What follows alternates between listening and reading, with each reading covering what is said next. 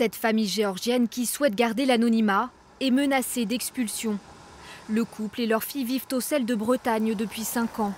Il y a 3 semaines, ils sont visés par une OQTF, une obligation de quitter le territoire français, et sont assignés à résidence. Depuis l'annonce de leur expulsion, c'est presque tout le village qui se mobilise pour les soutenir.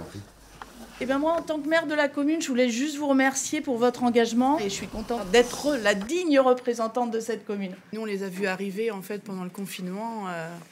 On habite près de chez eux et en fait, la petite était vraiment, elle avait quelques mois et ils étaient un peu isolés, quoi. Donc c'est vrai qu'on essayait de parler avec eux à distance et puis après il y a eu la sortie du confinement. C'est vrai que ils font partie intégrante de la commune.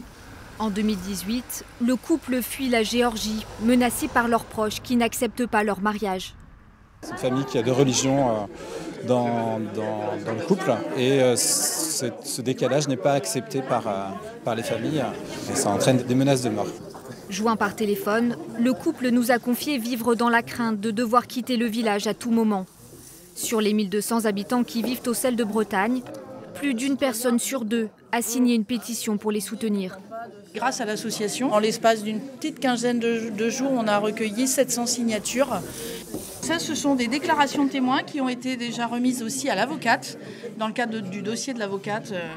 Très investi dans la vie locale de la commune, le couple a appris le français et reçu des promesses d'embauche. Décrits comme discrets, ils sont très appréciés des habitants. On se bat depuis des semaines, on y met de l'énergie tous les jours, sachant qu'on travaille tous les habitants sont présents, se battent sur les réseaux sociaux, on fait plein de démarches différentes. Donc oui, on y pense la nuit et on se bat le jour. Un recours a été déposé devant le tribunal administratif de Rennes. Tous espèrent une issue favorable avant Noël.